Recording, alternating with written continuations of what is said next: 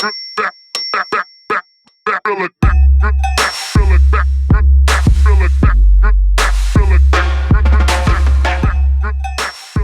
know it is late where you are. Are you in Scotland right now? Are you at home in Glasgow? Yeah, Glasgow in Scotland. So yeah, I've not spent a lot of time here over the past couple of months. I've been traveling a lot, but I mean I love it. I love it in Glasgow. It's not got the best weather, but yeah, it's home for me. Well, there's something to that, man. I mean, yeah, first of all, I've been thinking about Scotland a little bit because I have a friend who is married to a woman with Scottish ancestry, and cool.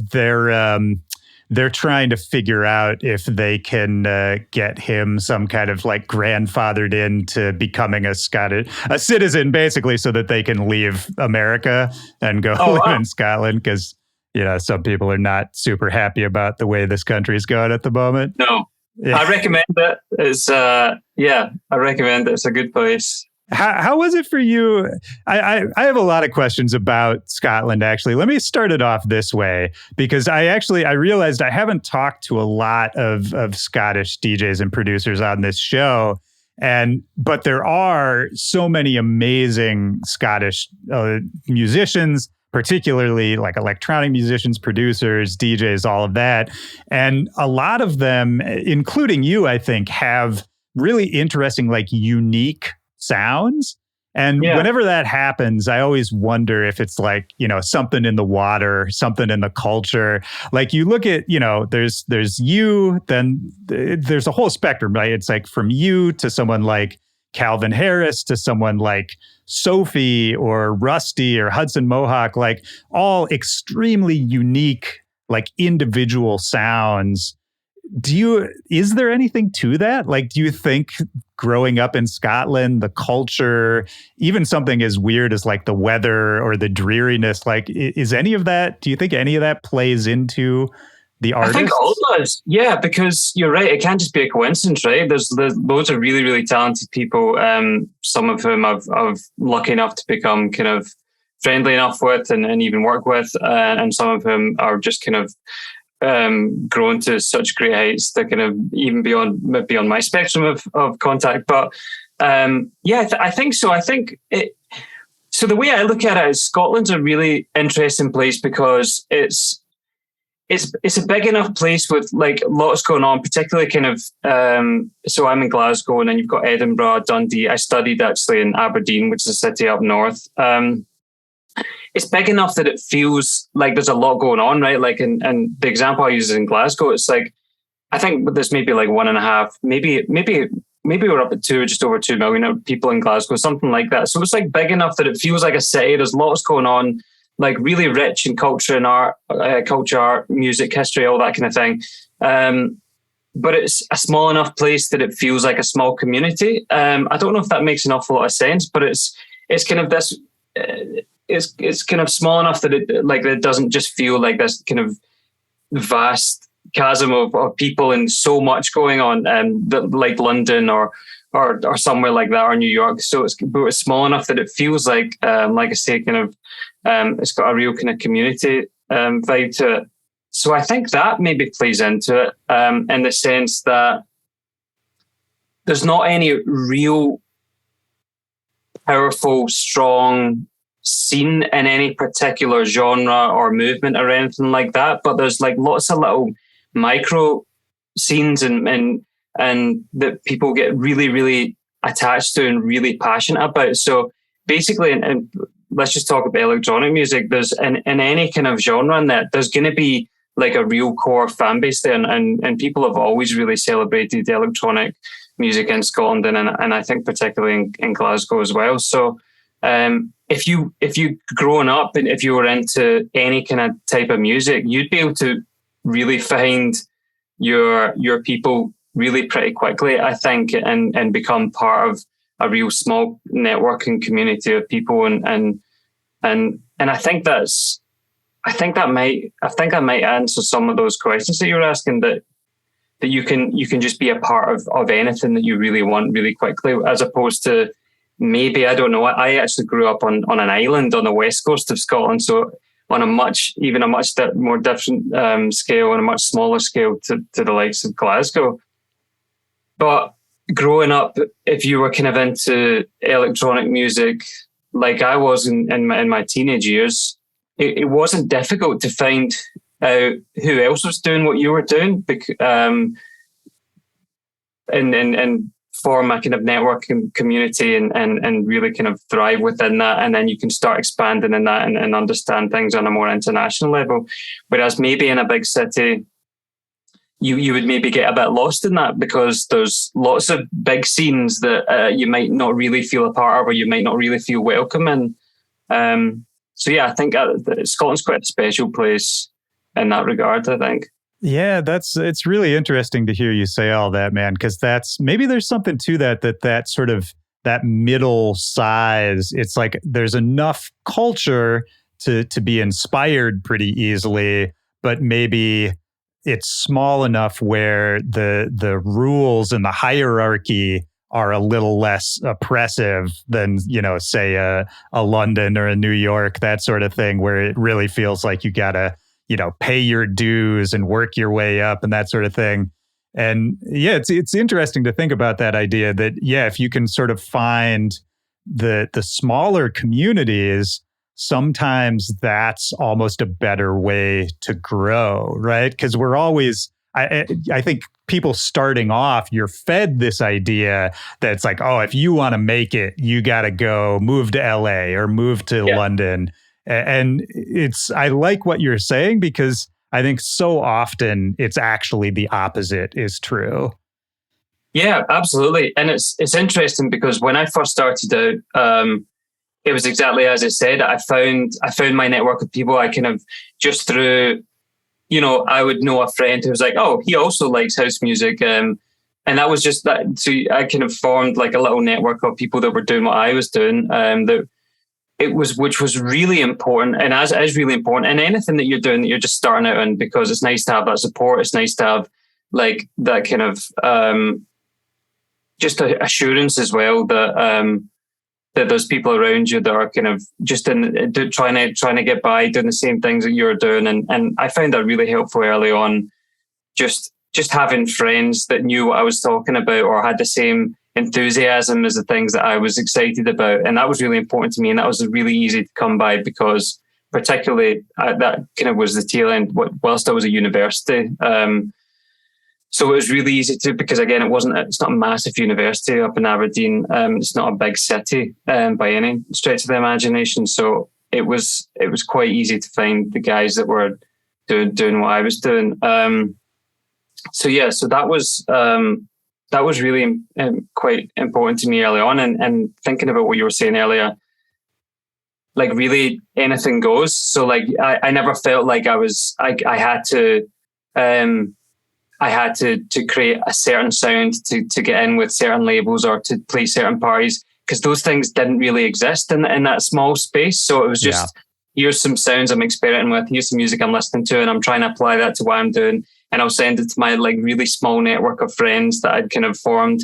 And then they'll tell me if they like it or if they don't, or offer feedback. And it didn't, for a while, it kind of didn't go outside of that. And I think that's also, for me, was really important that there wasn't too much influence, because then what happens is you start kind of building that, then you start forming kind of an online and community with people internationally on a kind of remote basis. That can get a bit more difficult, because you're then influenced by, oh, well, if you're these are the guys that are doing writing this kind of music or using these kind of sounds or following these kind of rules, and they're kind of reaching these heights, or they're signing to these labels, and that starts putting a little bit of doubt and I suppose feels like it hinders what like I was saying I'd come from, which was, just do whatever you want, do what makes you feel good, do what you think sounds good. So for those are quite difficult compromises that you have to make starting out, and I feel lucky that I was able to start in that small space, because I think particularly with the internet. And yeah, maybe coming from a big city, there's so much influence that it might be hard to find your feet at all at the beginning. And I was able to do that in that small space. Yeah, man. No, I'm relating a lot to what you're saying here. And let me ask you this, and then we'll jump right back into this time period we're talking about. But it just makes me wonder, hearing you say that, what about these days? Do you still feel like you have, you were talking about sort of, you had that group of friends and everyone was excited about the same thing, and that kind of made it fun and encouraging and all of that.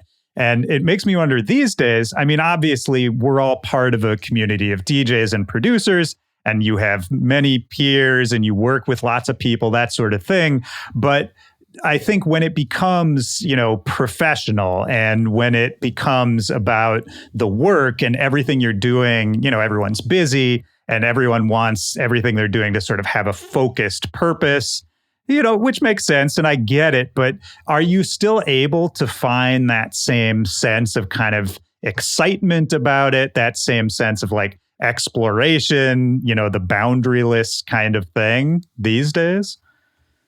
Yeah, absolutely. But I think that that now comes through considering that and making sure that I'm holding on to that, because definitely, and maybe it's the more you do it, you need to kind of keep things interesting and challenging yourself. And maybe it's having all these other influences, like you say, becoming a professional. This is my job. Like I've got a mortgage to pay and I've got bills. So that becomes like an influence that you obviously don't have at the beginning. But yeah, that in terms of that enthusiasm and that excitement, I think about that a lot. So if I ever find myself in a position where, and I have done over the years, and that usually comes from trying to do something and trying to be something that maybe I don't really want to do deep down. And that comes from trying to fit myself into other kind of scenes or communities, or thinking about parties that I maybe want to play, or labels that I want to get signed to, or DJs that I want to play my music. And I found over the years that to be a real...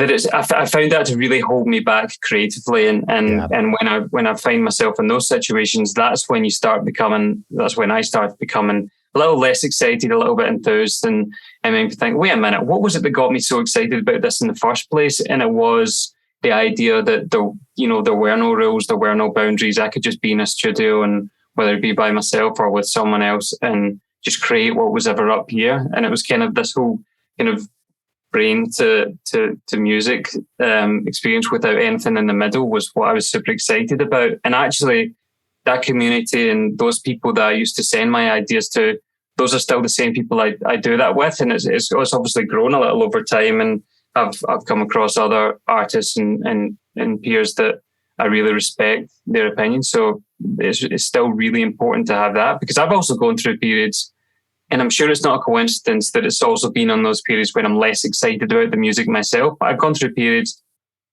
where I stopped sending my demos to friends and stopped sending my music out to people.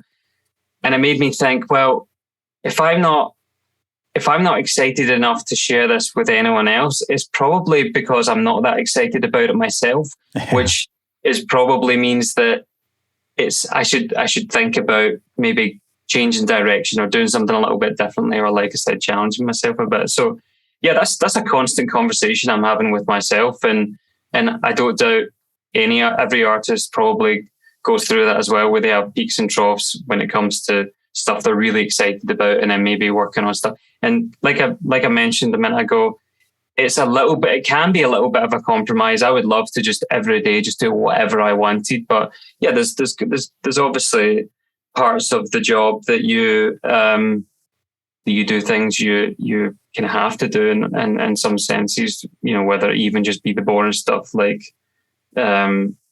contracts or taxes or logistics or booking flights or whatever it is. But those things take away from the creative excitement a little bit. Like I said, it's a constant conversation I have with myself. I want to always be really excited about what I'm doing, because this is all I ever really wanted to do if I was to really think about it. So it'd be pretty tragic to ever just get bored with it. Do you know what I mean? I don't really ever want to be in this situation. Yeah. I mean, is that true? That's all you ever really wanted to do? Like, how early were you thinking music was going to be something you wanted to do professionally? So for a long time, it was actually not even really something I thought about. My kind of introduction to music was probably when I was I think it was 5 years old or something, maybe 6 years old. We were in what we call primary school here. And they at the time, I don't know what they do now or how they introduce music to kids these days. But if you wanted to, at that point, if you wanted to get kind of private music tuition and any given instrument, or no, I think there were 3 instruments you had to choose. You just did a listening test. So I guess it was seen to be you either have it or you don't. I just ended up doing really well on the listening test, so I got to choose an instrument. I chose saxophone because I thought it was cool. And based on nothing else other than that, and I never really looked back since then. It was just something I was always really passionate about, and like I say, that kind of just led me. I didn't think I just always played, and I always created in different ways. I never necessarily wrote songs, but I was always really drawn to making sounds, and if there was a piano, and I didn't have a piano growing up, but I remember my grandparents had an upright piano in the corner of a room, and I was just always really drawn to it. I didn't know how to play piano for years and years, and I've relatively okay piano skills now, but growing up I didn't. But I still was it was like a visual thing as well. I could look and make sounds and put notes together and create chords before I even knew what a chord was. And I was just always really fascinated by the kind of experimental side of it. So kind of taking what I'm doing now and knowing the way my mind works now, I think really early on, I was just really drawn to creating things. And so, like I said, my saxophone and performing in different bands and things like that through school kind of just led me. And I just knew I was good at it, and I really loved music and everything about it. So I kind of just didn't really have to question that. And I find myself, I honestly feel really blessed to have that, because I've never had that kind of, better have a plan B, or I don't really know what I want to do in my life thing. And I genuinely feel really, really lucky to have that. It's kind of shifted obviously over time and still will, but it was always music. Man, I relate strongly to that. It was the same for me, where it wasn't even that I consciously chose it ever, but it was just the thing that always made sense to me, the thing I was always drawn to and always loved doing.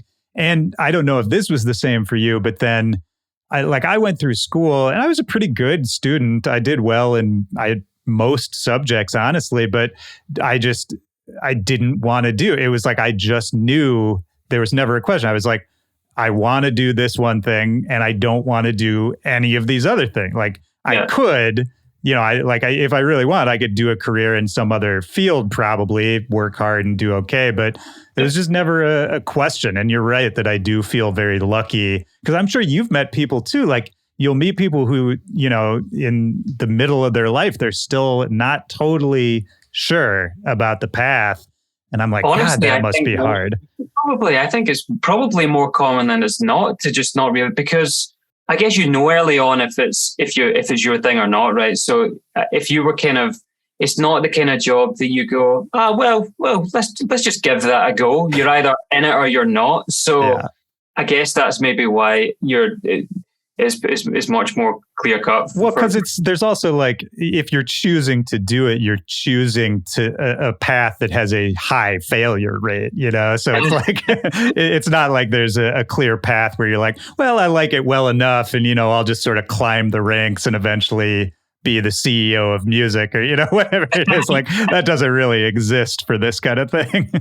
But I think, and I think from my experience anyway, it's really drummed in that's really drummed in at an early age. You're very aware that you're not just going to come out of school and be good at music and someone's going to just give you a job. Oh, here's a job in music. It's not really how it works.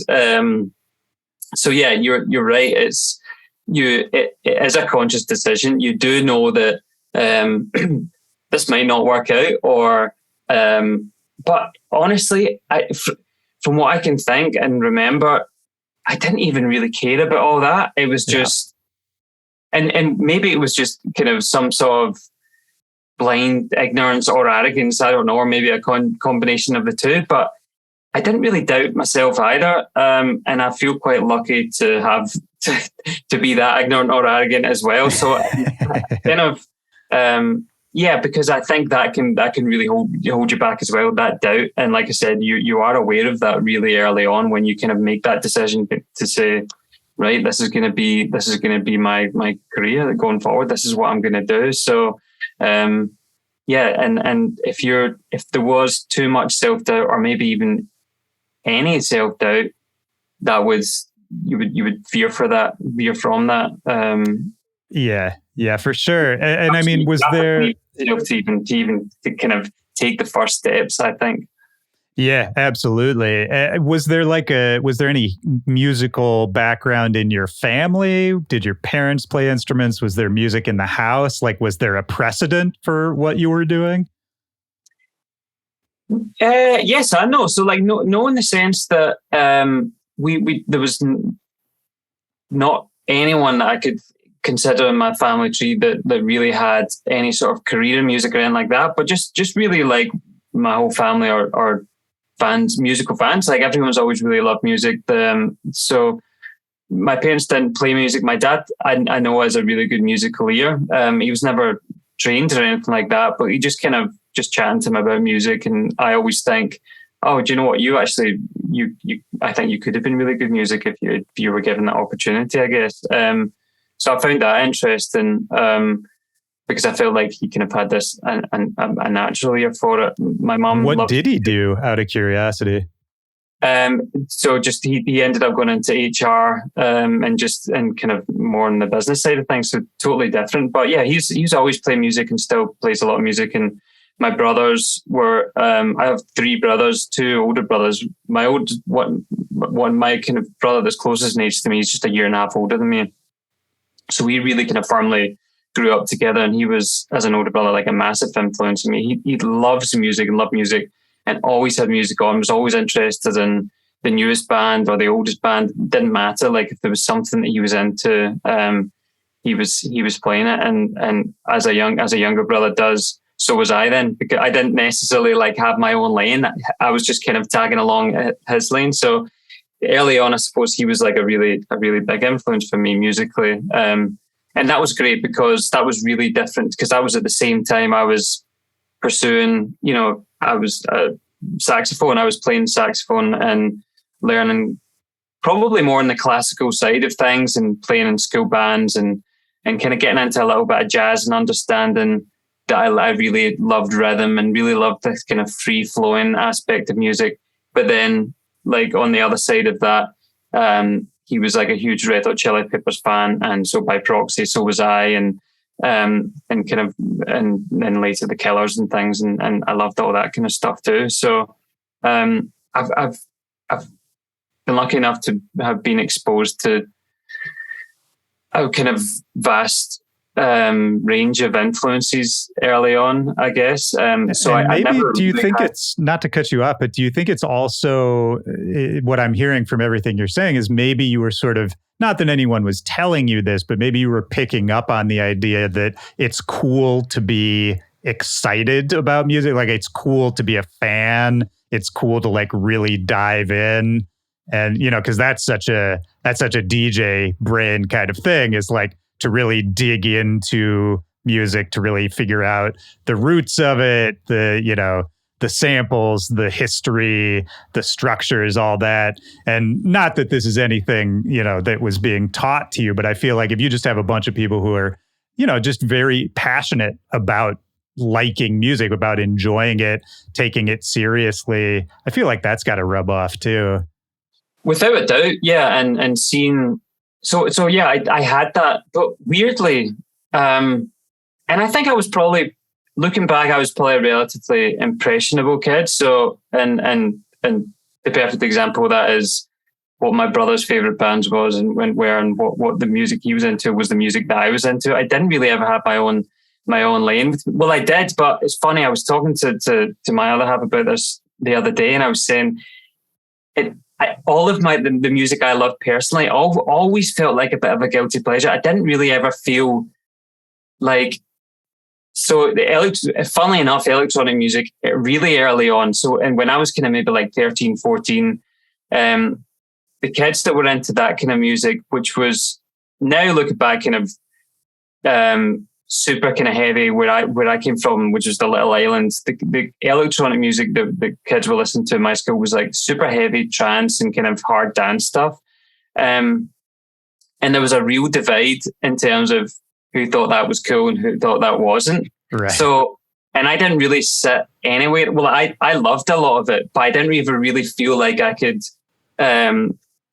like wear that on my sleeve, because I guess, yeah, maybe because I was following this other route, and I genuinely did love Red Hot Chili Peppers and Jimi Hendrix from an early age and all that kind of thing. And that age too, it's like a clique thing, right? I mean, it's like it's a societal grouping, and you know, when you're a teenager, man, there's like nothing more anxiety inducing than those cliques. Yeah. And like, be it not wanting to be seen as one thing or wanting to be seen as another thing. It's complicated, man.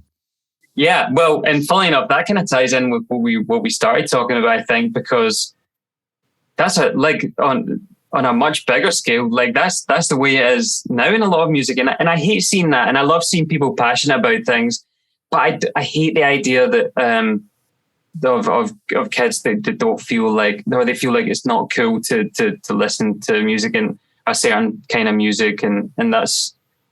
I've seen, and maybe you just see more of it because of the internet nowadays, but that seems to be really prevalent and really pretty rich in electronic music, and probably all kind of music that probably exists everywhere. But it was only when I got a little bit older and cared a lot less about what those kind of cliques and what group you fit into and who your friends were and all that kind of thing that I just thought I felt able to love whatever I loved and to listen to whatever I listened to. And that probably, like I said, that was when I got a little bit older and more kind of when I left home, and maybe that has something to do with it as well. And you can, that whole cliche of being able to be whoever you want to be when you go to university. And that's that kind of what it was for me. And I stopped caring about what other people thought I listened to, and just literally just whether it was cheesy or whether it was super unknown and weird. Like I would literally just listen to and then started writing whatever I wanted to, and that was really important. Man, I mean, I think there's a couple things in what you just said, because, you know, we started off talking about how maybe growing up in a slightly smaller area was good for you artistically and inspiration wise and all that. But there's all these life to art parallels where I think what you were saying about, you know, it was great at the time, and then at a certain point, there started to be things where you're like, well, maybe this doesn't fit exactly where I'm at anymore, or maybe I want to do something that doesn't work in this ecosystem as well, and I should go leave and do that. It's just such a good note for anyone doing anything creative too, is like, I think you always have to be open in life and in art and in anything to like appreciating your situation, but not necessarily getting too comfortable in it, because there's a time for everything. Everything has a life cycle, and, you know, to thrive in what we do, even just from a business perspective, almost like you have to be open to that evolution. You have to embrace that change. And the more you try to resist it, when it comes, the worse it's going to be for you, you know, in life or in art, in music, in anything. Yeah, without a doubt. And I'm really aware of that in what I do as well. But I think just, that's not even really something you can be that conscious of, right? I think that comes along with not holding on to something too tightly. And it's funny because I remember actually starting this project, like you said, maybe probably just a little over 10 years ago. Actually, I actually got, you know, those memories that come up on Facebook. I got one of those the other day that had said, I think it was it 10 or 11 years that had said, oh, I've just started a new project, Casey Lights. Like, hope you guys go like my page sort of thing. So I love seeing that. But I remember starting that, and I was kind of a relatively new fan in electronic music, in the sense that I didn't really know anything about any history, or I didn't have this kind of like vast repertoire of records that I loved or anything like that. There was electronic music always drew me in, but it wasn't until probably a few years before I started this project. I'm a little over a few years, but not that long before I started this project, that I really threw myself into the deep end and realized that electronic music could literally be whatever I wanted it to be, and that really drew me in. But I remember being nervous and thinking, well, my musical tastes are constantly evolving, and is that going to have a negative impact on this project? Because, you know, people talk a lot about having a sound, and that kind of scared me to begin with, because I didn't really know what my sound was, first of all. But second of all, I thought, well, what if I get bored writing a certain kind of music and I want to do something else? Now, it scares me less because that excites me, and I like the idea of my sound changing and evolving, whether it be with the times or whether it be to keep up in a sense, or whether it just be just my personal tastes that have changed. The idea of evolving excites me more, because I couldn't just write the same song over and over again for 30 years or 40 years or whatever, however long I'm doing this for. Yeah, no, of course, man. And, so talking about the 10, 11 years ago when you were just launching the project, what were you doing before that? Like, because, you've been doing music the whole way along.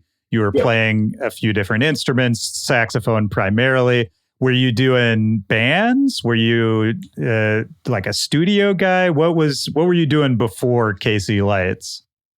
So I was kind of doing, I was actually, interestingly, I was at that stage where I knew it was going to be my career, but I had to kind of pick a lane, because as you kind of joked about earlier, you can't just come out of school and just say, well, I'm going to do music. Like that's it's a pretty big platform. So I was at a stage where I had to kind of make a decision. My course, I got my degree from university, and that was super fun, but I knew it wasn't really going to be something that was useful to me. It was just more for an experience.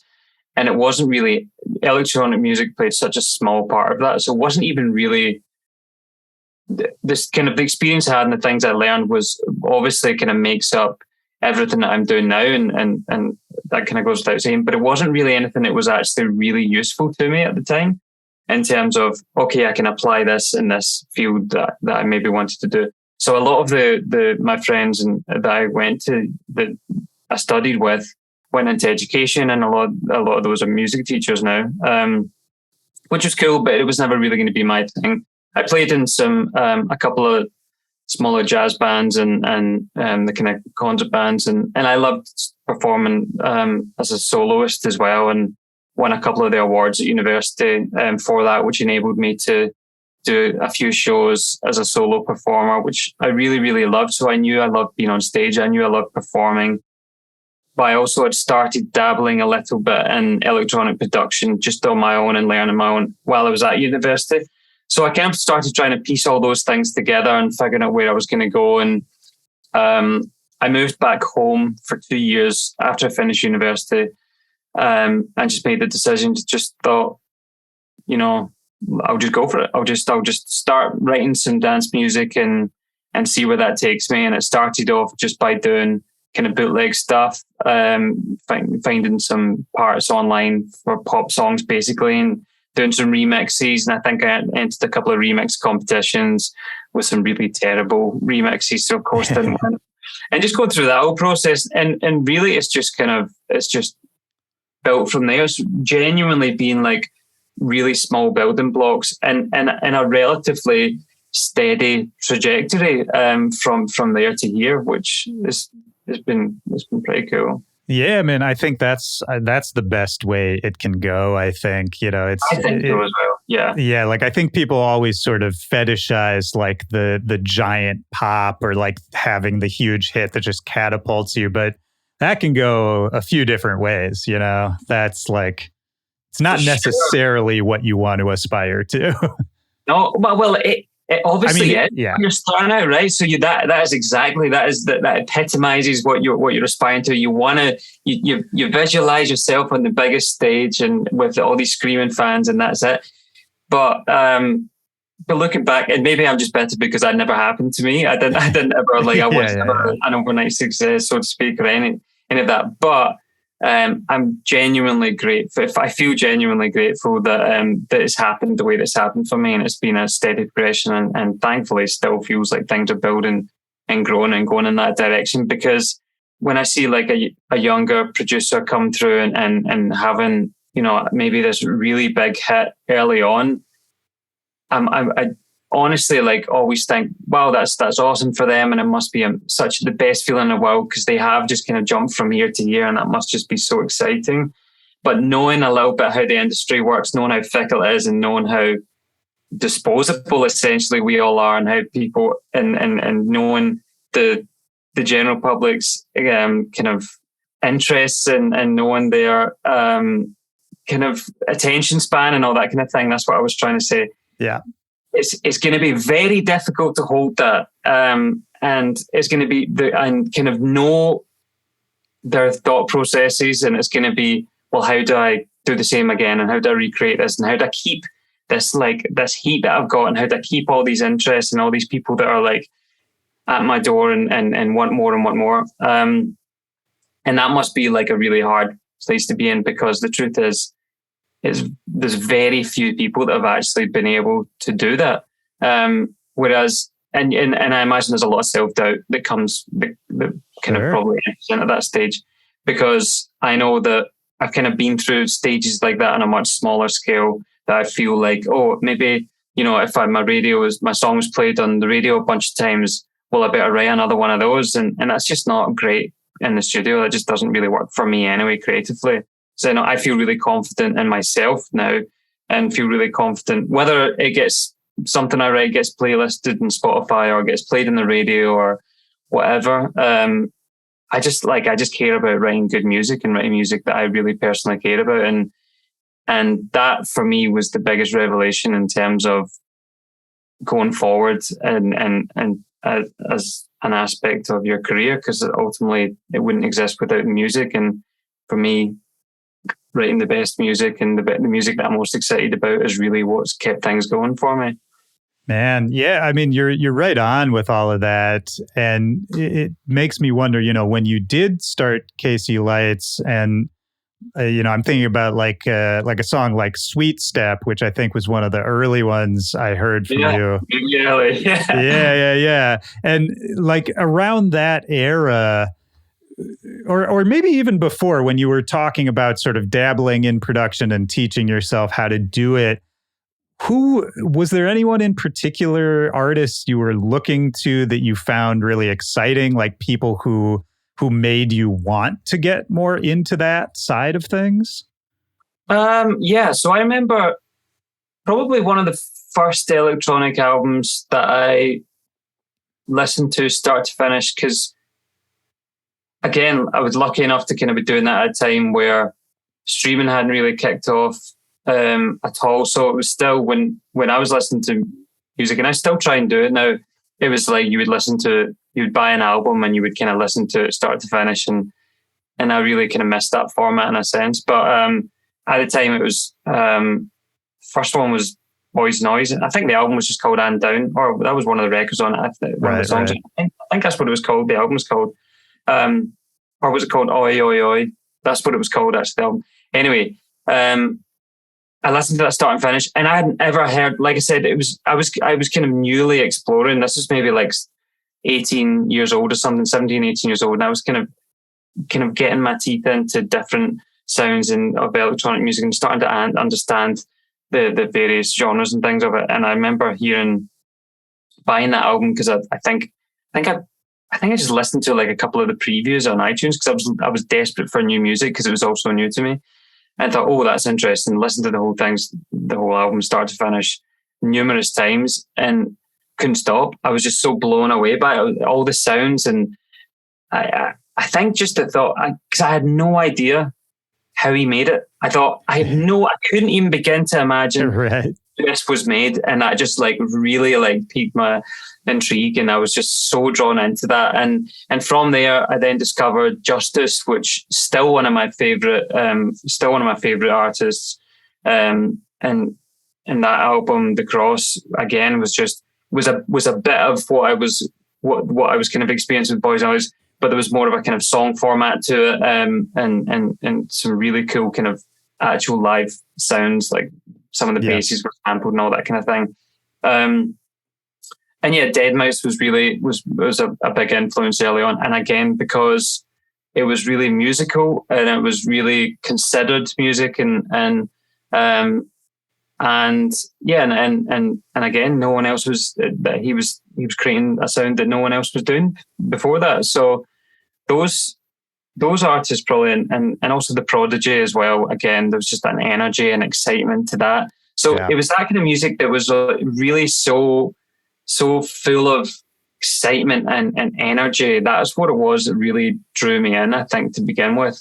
Then some of my other influences kicked in. Like I said, I did a bit of jazz and things. So I started searching for a bit of stuff that was maybe a little more soulful and a little less heavy. And that's where kind of house music came in.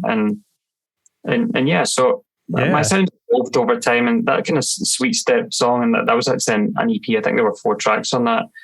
That was probably somewhere in between those two things. It was kind of like some housey kind of aspect of it, but still very kind of on the electro side of things. Yeah, and funky too. And I mean, it was like that era when I was thinking about that track, because that came out on the Cheap Thrills label, which, that was like 2013, I think, and or 2012, something like that. And, around that time, like, that was such a cool label, and that whole movement of Bloghouse and electro, it was maybe the later period of that movement, but it makes me think about something we were talking about earlier, where for a little while there were less rules in that scene. And, you're talking about Boys Noize and Justice, and, those are those people I think about in that sense of like when there was no precedent for a lot of that music. And that was so exciting. And then, I mean, it wasn't that many years after that all of a sudden it felt like, oh, now there are a lot of rules and there is a lot of structure. But I think you got in at like a really exciting time, I totally agree. And again, I feel quite blessed to have that, because seeing that the way kids talk about music and labels and artists and festival lineups and all that kind of thing, that I don't think it would have scared me away from it, but I definitely didn't feel that, and I definitely felt like we talked about, I could do whatever I wanted, and I was lucky enough to be introduced into that scene just through it was like a small network of friends that I had, and I was introduced to Hervé, the DJ and label owner of Cheap Thrills, and producer, really early on, and with the music that I was doing.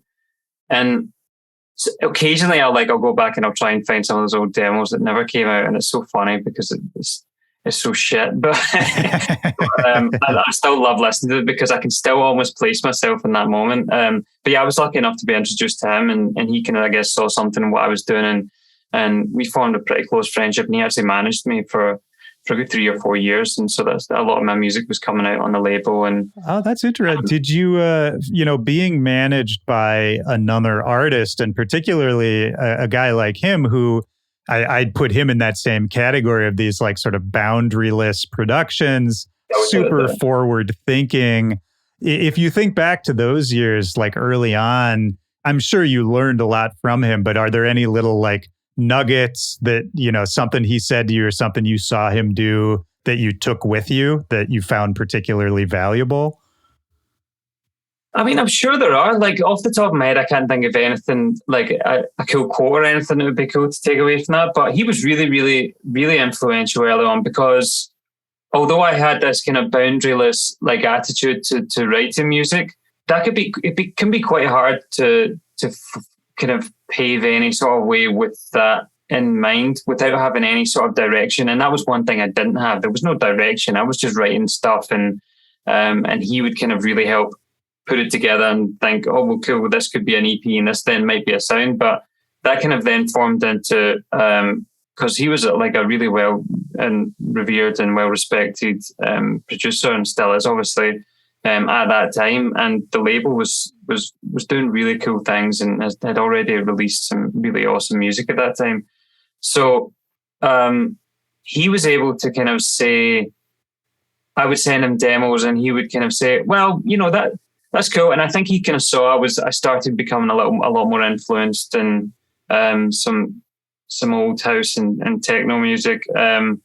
So he would say things like, yeah, that's really cool, but it's missing something. He would say, maybe just put like a big 909 hi-hat through the whole thing. And I'd kind of go, all right, okay, well, I don't really know what that is or where it comes from or what it does. And then I started to kind of make sense of that. And so that kind of a little bit of creative feedback, and also, like I say, kind of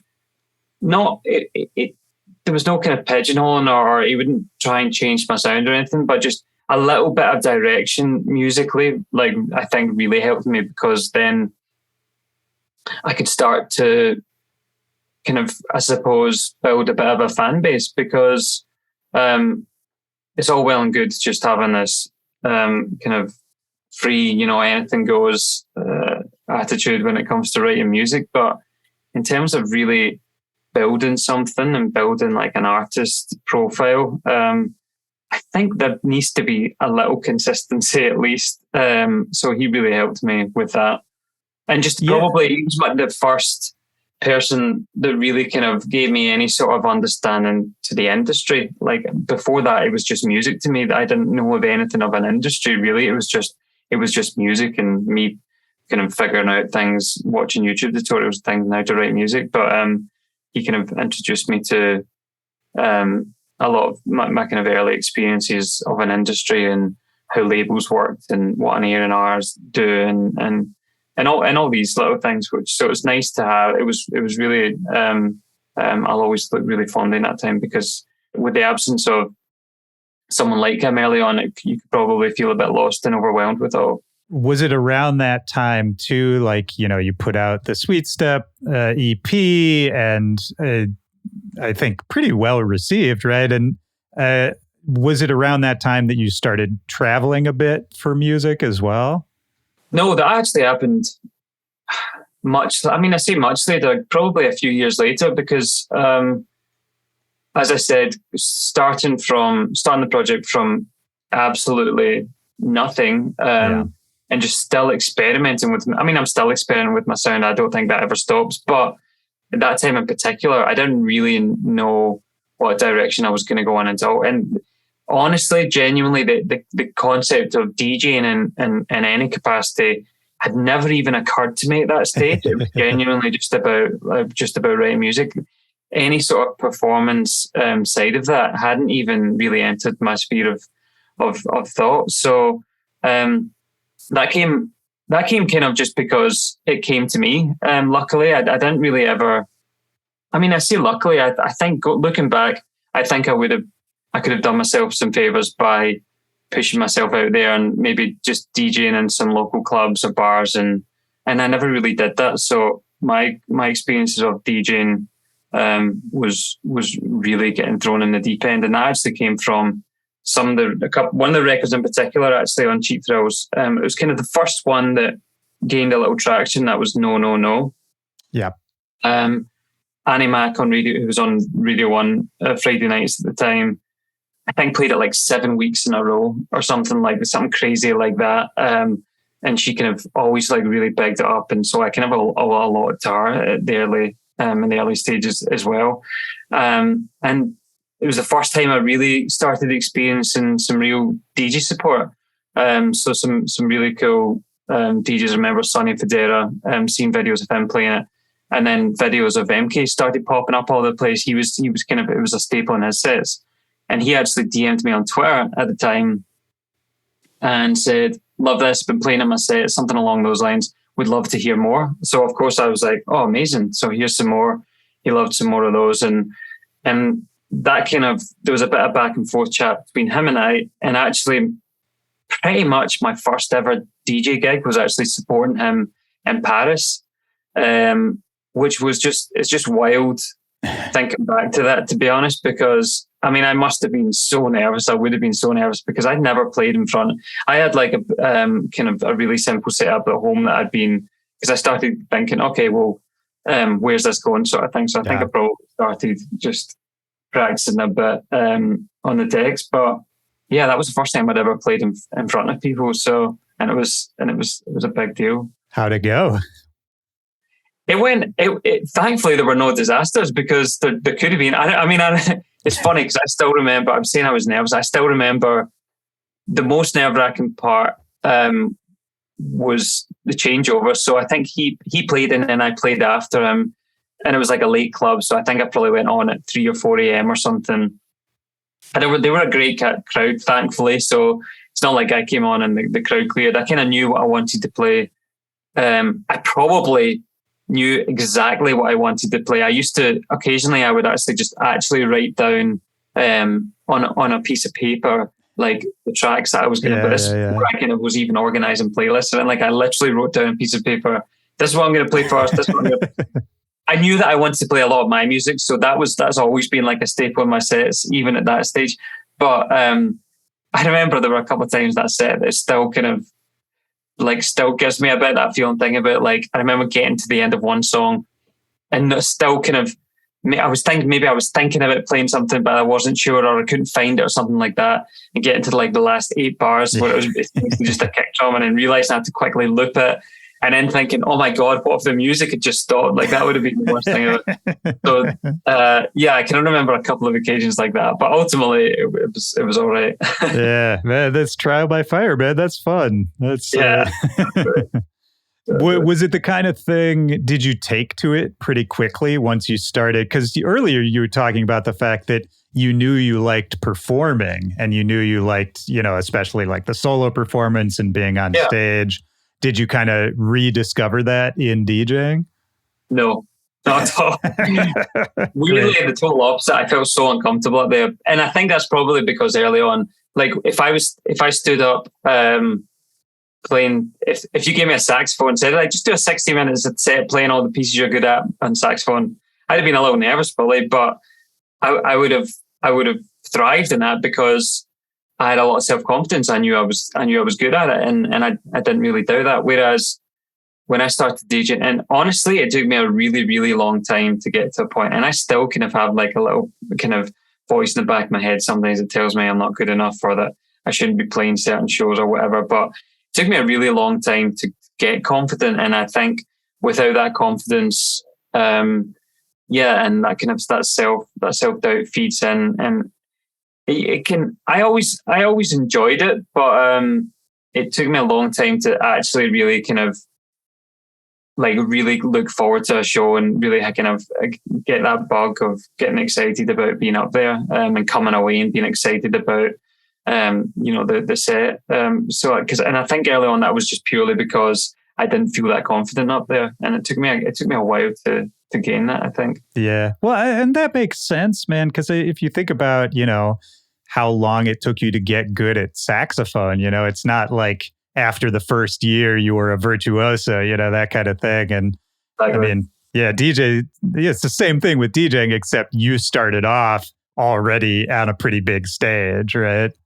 Yeah, and I think what's helped with that self-confidence side of things, because when I look at some of my favorite DJs, I think like I don't need to try and be like that because they're my favorite DJs for a reason, or maybe not even favorite DJs, but just guys that I really, really respect the way that they play, and DJing, you can really look at it like that, like a performance, and like these guys are playing like treat that as an instrument and really hold a room for hours on end. And I think it's just about finding your own way of doing that. And I love DJing now, and my sets kind of vary from show to show. But I think what really helped find my own feet in that world is thinking back to okay, what is it I love about this? And it's about the me creating music, and I love the idea of showcasing that. So I really kind of always reveled in playing my own tunes, whether it was something that was about to be released, something that was already released, or something that was never going to come out. It was just like an idea I was working on, and that's never left my sets. I always still do that in my sets, so I kind of largely centered around my own music. And like I said, that separates me from someone that can hold a room from open to close for 8 hours.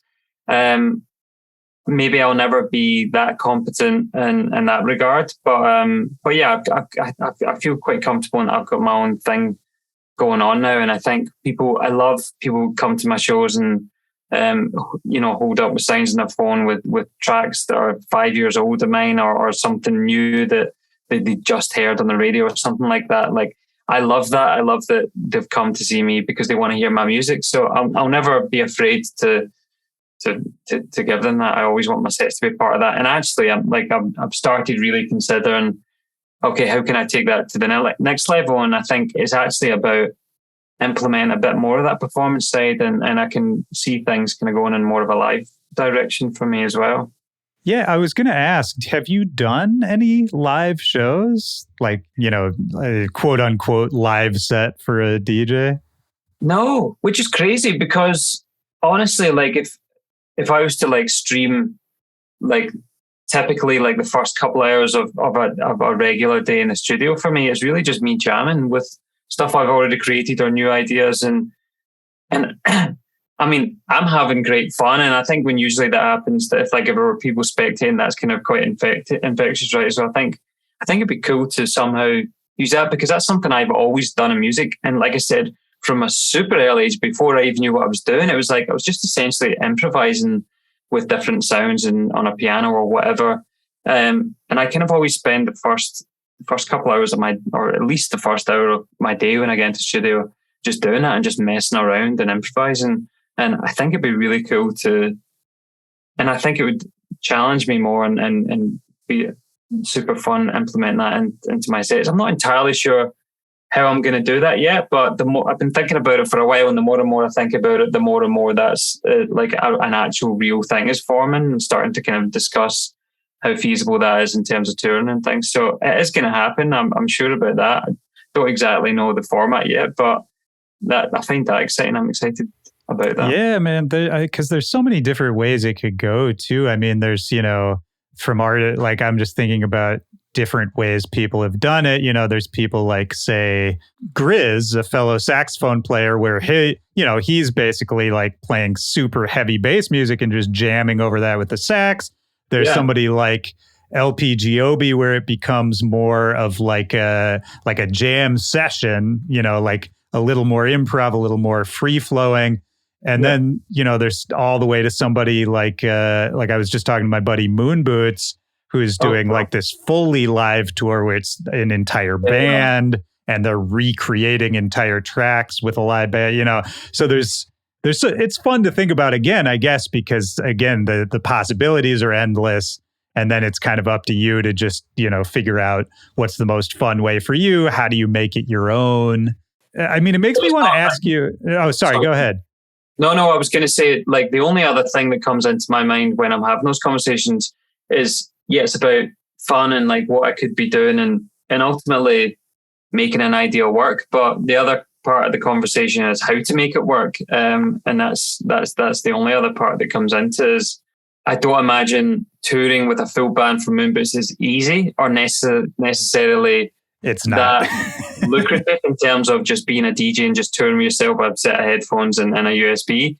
But I imagine he's having the best fun putting that together. And I don't know if he writes, like I'm actually a huge fan of his, but I don't know if he now writes kind of with that in mind. And that I think that's super cool too. And guys that do that, they kind of write their music with the still kind of a hand in the live side of things. Yeah, well, he comes from like a live band background. So I think that's always part of his process. But I know, because I just talked to him like a month or two ago about this. And yeah, those live band sets, it's a super limited thing. He does like, maybe somewhere between 5 to 10 dates, and that's it. Because I think, it's not, the cost is prohibitive, and it's kind of more of like, he wants to showcase like, this is the vision, but then he's primarily a DJ and he loves doing that too. So it's kind of like, if you're a huge Moon Boots fan, you travel to one of these shows, you see the whole thing, and then, that's kind of it. It's like a limited time exclusive, that kind of thing. I love that though. I really love that. That's so cool. Yeah, he's a good dude, man. I think you guys would get along. There's definitely some similarities. But it makes me want to ask you too, you were talking about if you were to sort of stream your process in the studio, a lot of improv, a lot of figuring out what works. And, there's such a big range. You're a very talented producer, and there's a huge range of music you could make if you were so inclined, right? And I think even looking at the KC Lights discography, like we were saying, you've dabbled in a lot of different styles and sounds. So when you're sitting down in the studio, how do you make choices, creative decisions when you sit down? You could make anything. You're able to make a lot of different things. How do you restrain yourself, pull yourself back in, give yourself a framework to work in? Really badly. That's something I really struggle with, to be perfectly honest with you. Which is why a lot of the time I don't. I mean, I'm really bad at decision making in my personal life as well, by the way. So I think it's probably... Is that right? Oh yeah. Oh, it's terrible. Like I could sit and look at a menu in a restaurant for 2 hours. Like the only time I ever make a decision is because like someone's standing there and I have to, and the people I'm with are getting annoyed because I'm not picking something. So you need a deadline, is what you're saying. I need a deadline, sure, and that's something that's become really apparent in my creative work as well. So usually it'll be like, I'll wrap up. I've learned that I work best when I work really quickly. So an idea's here and I need to get it out as soon as possible, because otherwise I'll kind of spend too much time on it. Then I start thinking about, but I could do this with it too, and I could do this with it, and I start changing. And then it just becomes something that I kind of lost a bit of that energy, lost a bit of that spark. So it just gets a bit lost. So if I work really quickly, I can wrap up a super rough demo. And the versions of my songs that everyone hears that come out never really stray too far from that. They're usually just kind of refined demos, in a sense, and in the way that I've never ever sent a demo to, or a song to a label or in any sort of A&R that's been like a really solid, fully formed, sounding great record that someone can go, perfect, we can put this out in a couple of weeks if we really wanted to.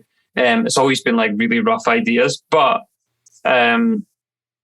thankfully the labels that I've taken on my music have always kind of seen or heard something that they think could really work. So I'll usually spend a bit more time after someone's said, oh yeah, we love that. I'd love to hear when there's an update. So then I kind of go, okay, now someone's interested, and they might have even given me a release date, so that then I have, okay, I actually need to finish a version of this by this time. But the other side of that is I don't make decisions in the sense that I've started kind of releasing different versions of my songs. I've been doing that for the longest time, because even the first time I did that was No, No, No, that song I was talking about. And there was the original version, which was a kind of bright, happy, kind of fun house record but I also did a dark mix, which was exactly that. It was like a darker mix, that kind of a change in production, a bit heavier, a bit darker, with the exact same vocal, with some of the same sounds and ideas. And that became the main mix. That became the one that ended up doing really well and helped really progress things for me. So, and I still do that. Then that had subsequently has become, I'll do like a 6 a.m. mix of one of my songs, or I've even been commissioned to do 6 a.m. remixes of other records now, which is kind of cool. That was just like, I'll do a chill out version, or kind of a more slightly more down tempo kind of chilled version with some different sounds.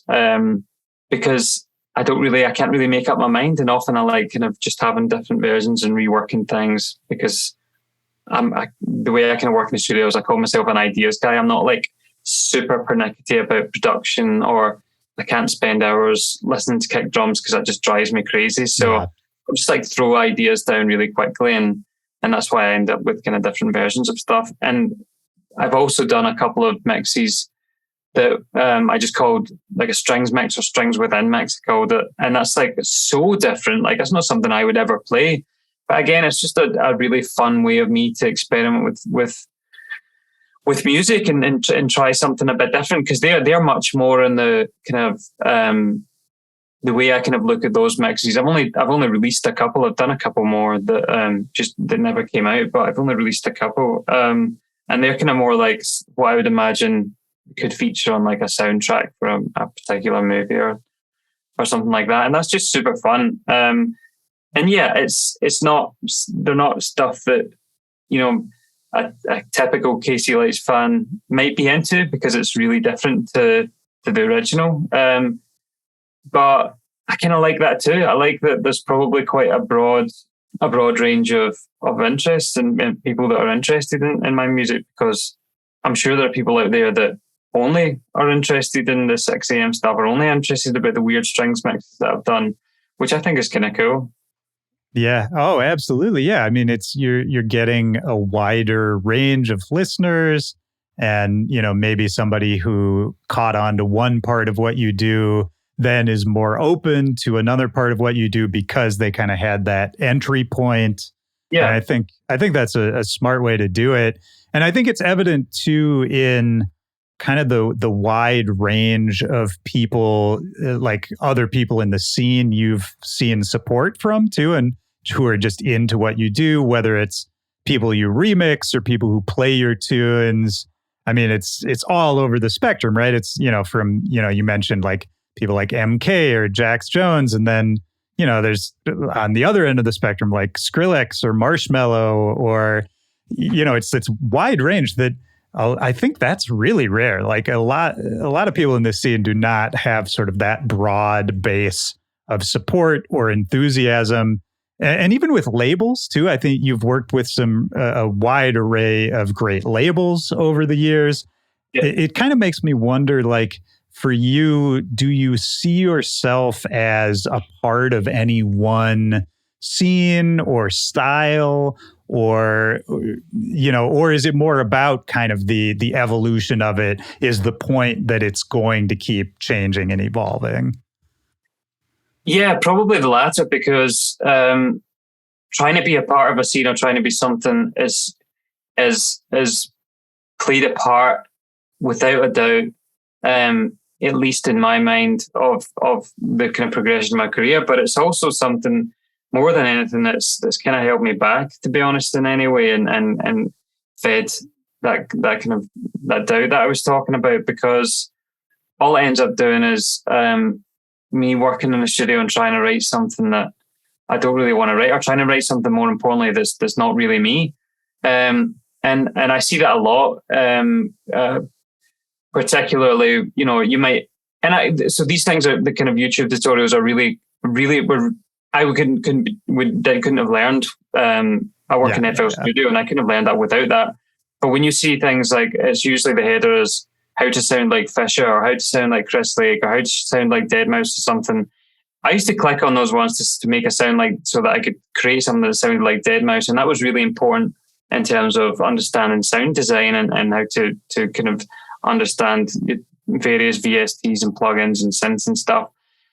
But for me, it was never really about sounding like them. It was just about kind of expanding my kind of toolbox, I suppose. But what I think I see a lot is kids that maybe see a lane, or that see, I say kids, I just mean like people that are kind of starting out, seeing an artist that they really love, or a sound that's like really popping at the time, and so try really hard to emulate that. But I mean, I don't know. I don't think you could really show me anyone that's done that successfully. I think everyone that's at the top is at the top of their own lane. So I've never really tried that hard to do that, and to be to be like anyone else, because it's always really held me back. But having said that, I've the other side of that is I've been accepted in different communities and in different kind of groups of genres. And a lot of that has been through DJ support, and a lot of that's been through the labels that I've worked with. So I think a lot of my fans, particularly kind of the Toolroom records that have really taken me to another level over the last few years, a lot of those are Toolroom fans and fans of kind of LA Mark Knight music. And I don't think, if I hadn't released on Toolroom, I don't think a lot of my fans would be there. And I maybe introduced them, or Toolroom's introduced them to another side of house music and dance music through me. And I think that's really cool too. I think that's a label doing its job, to be honest. It's really cool for me. Like you said, I've had support this year from, like, I got sent videos of Solomon playing some of my records, and then I've been sent videos of Tiesto playing some of my records. So yeah, I mean, I think that kind of shows I don't really sit in one lane, and for better or for worse, to be honest, because it makes it harder for promoters to understand what my sets are going to be like, or what my shows are. But that's just, I feel quite, there's a comfort in that, in the lack of boundaries for me. Yeah, absolutely. I think I like the way you put that. There's a comfort in the lack of boundaries, because once you sort of get past feeling the pressure to fit in or to be part of what the cool group is at any given time, there's such a relief after that you're like, oh, I really don't even have to worry about it as long as I'm. Yeah. Yeah. It's such a relief, man. I never thought about it exactly that way, but you're right. Once you sort of get over that hump, it's like the best feeling in the world. Yeah. It's like, oh wait, actually, I can do whatever I want. Yeah, oh wow. Like I can have fun. Like, that's exactly. And that's what always comes back to. And when I see, I mean, and it seems more common now than it ever did, but that's because writing music, and particularly writing electronic music, is way more accessible than even it was 10 years ago, never mind 15, 20, and then some. So it seems more common now to see a particular sound kicking off, usually because one record is like really kicked off and it's a big hit, and then you'll hear for the next 6 months 100 different versions of essentially the same thing, which is, I mean, maybe that's the way it's always been. I don't know, but it's sad to see, because it's just boring for me. But so my advice is always, like, try and just make sure exactly what you said, you're having fun. And I don't know, maybe some people do find it fun copying something else as closely as you can and trying to emulate someone else's sound as closely as you can.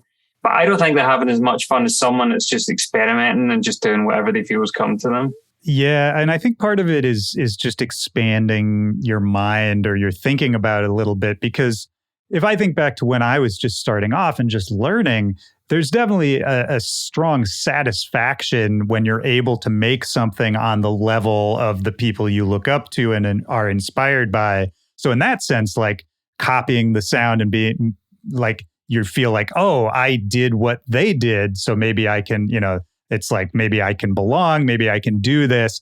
But then, you can't get stuck in that, right? Where it's kind of, you have to look at that as sort of like a signpost of like, good job, you got here, and then, okay, keep going, keep hiking, Yeah, without doubt. And by the way, that's not to say that it's really important to understand what your influences are and really draw from that and really take something from that. And I don't doubt that I was doing a version of that when I was starting out and just kind of understanding.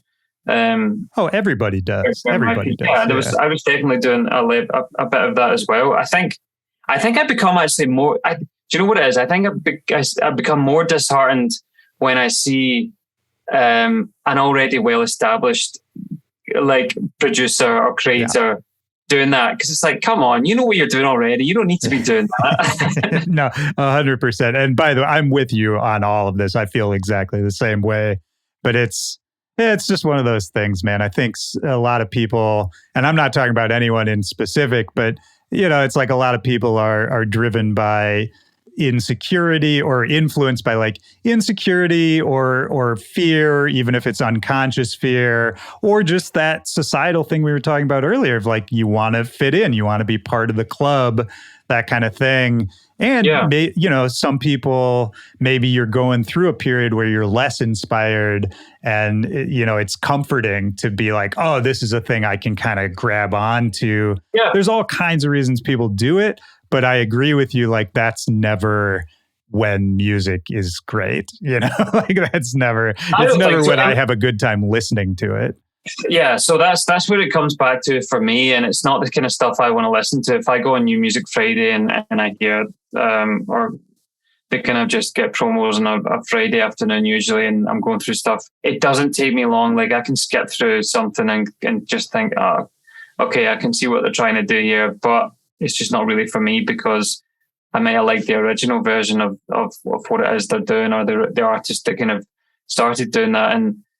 And I understand trends and I understand fashion in music, and I'm undoubtedly subconsciously or consciously a part of that and influenced by what's happening around me, because I keep a keen ear on what the next sound is and what the new artists are coming up with, and really kind of have a firm grasp on where, or try and have a firm grasp on where things are going. I think it's important to know that. But yeah, on a really personal level, it's just never really excited me as a listener, and then so as a producer either. Yeah, by extension, man, it makes sense. Well, what are you, if we're kind of bringing it home now, like what are you doing right now, or what are you thinking about doing in the near future that you are really excited about? That could be the classic, like, what do you got coming up? Or it could be more sort of existential as far as like, are there some ideas you've been thinking about that you haven't executed yet that are just, you're having a good time conceptualizing right now?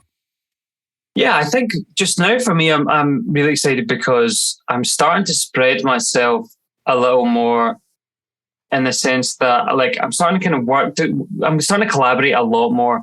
And that was something I was always kind of probably afraid of a little, because I never really thought, probably because there was always a bit of an impending imposter syndrome that was present, I think. And so I was always scared of being in a studio with another producer who I would have always thought that was much better than me. And that still exists, by the way, but I just, like I said, you kind of start to build a bit of a confidence in your own lane. But so I've been collaborating a lot more, which is kind of since lockdown actually, and I found that really, really fun and really taking a lot from that, and I really learn a lot from doing that. So I've got some really cool collaborations in the works and some waiting to come out that I'm excited about, and also that extends to stuff that actually just isn't for KC Lights, that I might work on, do a session with someone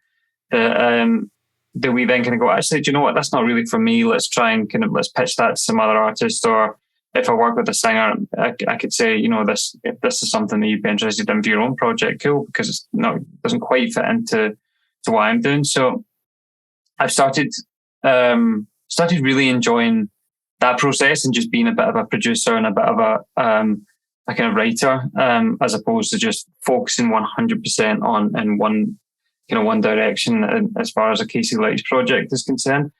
So yeah, I'm excited about that. I'm really excited about what we kind of touched on earlier, the idea of kind of developing and progressing what my sets are and what like a KC Lights show is.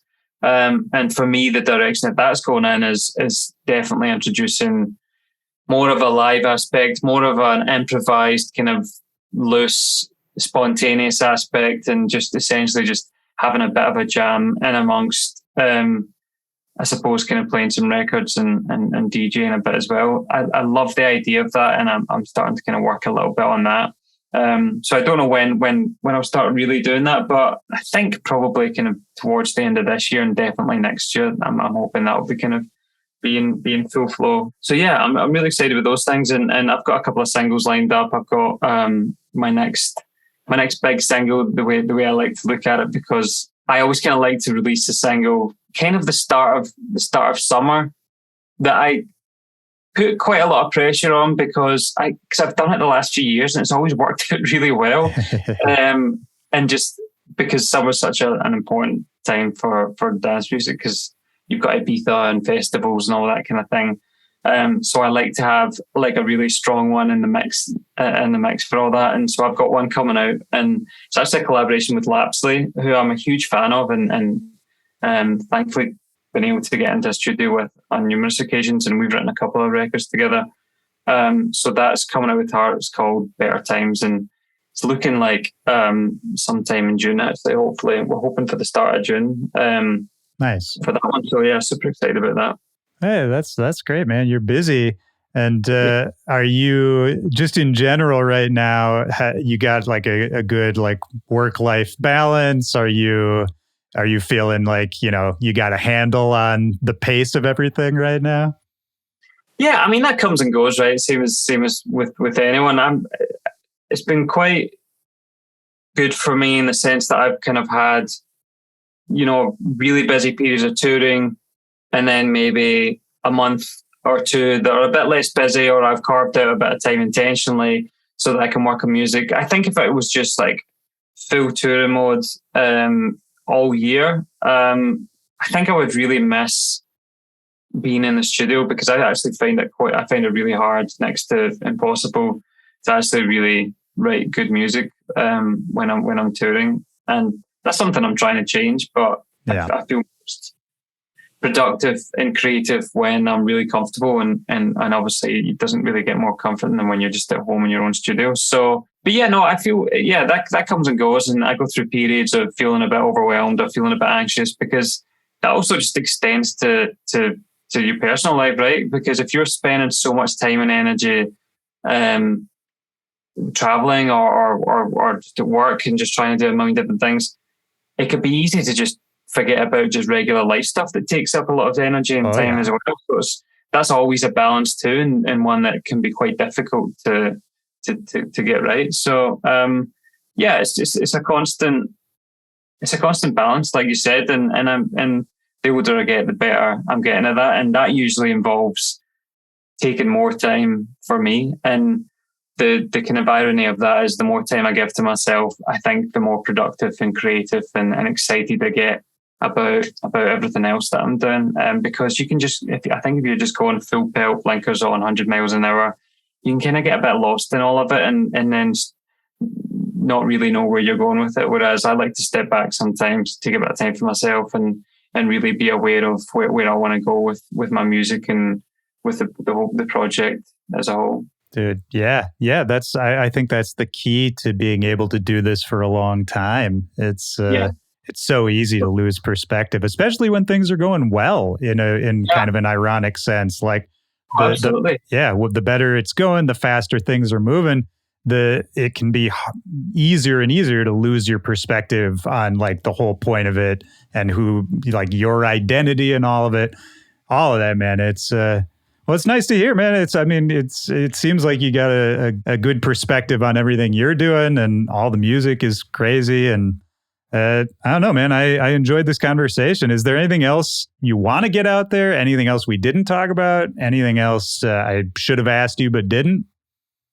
I mean, without getting into, I mean, I'm sure we could talk for hours. I've really enjoyed the conversation as well, so I really appreciate you having me on. But no, not that I can think of. I think it's been really interesting to kind of go through, go through some of the things that and talk about some of the things that don't always get talked about, which is really cool. So I really respect that, because also it's not always like, even like we were talking about on the balance side of things, it's really not all happy-go-lucky and rainbows. Sometimes it can get quite tough, and I think that's really normal in any field, in any career, and that anyone is pursuing. It's really normal to question what you're doing, and to wake up in the morning and go, "This is actually what I really want to do." And so don't. I think it's okay to accept that. I think it's really important to accept that. Yeah, I think it's healthy, actually. I think that feeling this is going to get a little hippie, but like to me, I'm at the point now where what I'm trying to do and what I'm preaching a little bit is like almost being thankful for those darker moments and like moments of doubt and all that. And, you know, really being like, yeah, trying to remove yourself from the immediate like negative emotion of it and recognizing that like, oh, this is good. This like moment of conflict, this inflection point, this moment of doubt, like these are the moments when something really cool can happen afterwards, right? Because like none of the coolest shit happens when you're 100% comfortable and just sitting back, you know? I totally agree. And I mean, all the best music that's ever been written has probably come from a place of angst or a place of some sort of kind of melancholy or some sort of, dark periods in an artist's life. So I think it's okay to accept that. And maybe the more you accept that, the more you can actually use that to your advantage, especially as a creative. But yeah, I think you're right also in the sense that without the perspective, like is the good really that good without the bad? And I know that's really black and white, but I think it's important that there is that spectrum and there is that kind of come and go with that. And what I always say and the way I look at it is kind of, I try and, this might sound really stupid, but I try and consider what I'm doing just now in a retrospective mindset. So I always think about when I look back, am I going to like really look back fondly at what I'm doing? And I will, because it's that looking back that gives you that in the sense that it's all part of a journey. You know, you might have goals and you might have aspirations, but that kind of place that you're always trying to reach, you're never going to get there, because as soon as you come close, you're just going to move it even further and you're going to want more. So really just enjoy the middle part, because that's all of it really. And too caught up in trying to get somewhere, or if you wake up in the morning and you feel like you're not where you want to be, then you're in the right place. Do you know what I mean? Oh, absolutely. Yeah, man. Life is like, again, this is sort of a hippie idea, but it's like life is a show, right? And if you think about like we're on the couch watching the show that is our lives, and the best kinds of shows are the ones where you go, oh, this is getting like, he's in trouble now. Like, what's going to happen? And you want to keep watching. You want to stay engaged. Like, there's a certain part of it where you have to embrace the chaos, you know? Yeah, I think that's the best way of putting it. I love that. Yeah, man. Well, it's, to be fair, not my original idea, but it is one I'm kind of obsessed. You could have told me that was yours, but yeah. Well, you know, my take on it, I guess. But yeah, this has been great, man. I'm having a great time. I got just one final question. I asked this at the end of each one of these interviews. Just looking for a memory from your life, a moment from your life, and it could be from any time when you were a kid, 2 weeks ago, anytime, it doesn't matter. But a moment when music really had a deep impact on you, really meant something to you in a memory, really hit you hard in a moment. And some prompts for that are like, could be as simple as the right song played when you were driving on a nice sunny day and it was just a nice memory. Could be you saw a concert that you still think about sometimes, like a moment from it runs on a loop in your head. It could be a song your family listened to during a holiday that you think about. No wrong answer, kind of just the first thing you think of. Well, I mean, there's a bunch, obviously, because obviously we do what we do because music is so present in everything that we do. I actually talk just quickly before I answer that, because I think there's something in my mind that's stuck out as soon as you started talking about that. But music for me has always been like a real escape, genuinely. And I know that's a bit of a cliche, but it's no matter what I'm feeling, no matter what I'm going through. Again, I feel really lucky that I can honestly stick a pair of headphones on or dig deep into a project or whatever, whether it's writing music or just listening to music, and genuinely actually forget what I was even thinking about before that. Yeah. So without that, I don't know what I would have, and I feel really lucky to have that. So yeah, I've got loads of those occasions where that's happened and music's really taken me, like, and really grabbed me and taken me somewhere else. So it's I mean, those are beautiful moments, man. Is there one that just pops to the surface? It doesn't even matter which one it is. Yeah, the one that kind of a memory that came to mind actually, and it was a shared experience, which is great about music because it's a universal language. So, but it was I have a really fond memory of listening to, as I said, me and my brothers were and still are huge Red Hot Chili Peppers fans, and I remember I saw them actually 2 nights on the trot. Interestingly, I saw them and I must have been like, I think 15 or 16 years old. I saw them they played at Hampden in Glasgow, which is a big stadium, kind of national stadium here. So I think I was 16. I was with one of my brothers, but I got so drunk I can't really remember it, which I was disappointed at. But I knew I was seeing them the next night at Leeds Festival. So we were on a train down to Leeds Festival, and it was my first ever festival experience as well. And we saw them that night, and I was a bit hungover anyway, but I deliberately kind of stayed off the booze and just really wanted to savor the moment. So the night before, up the front, full energy.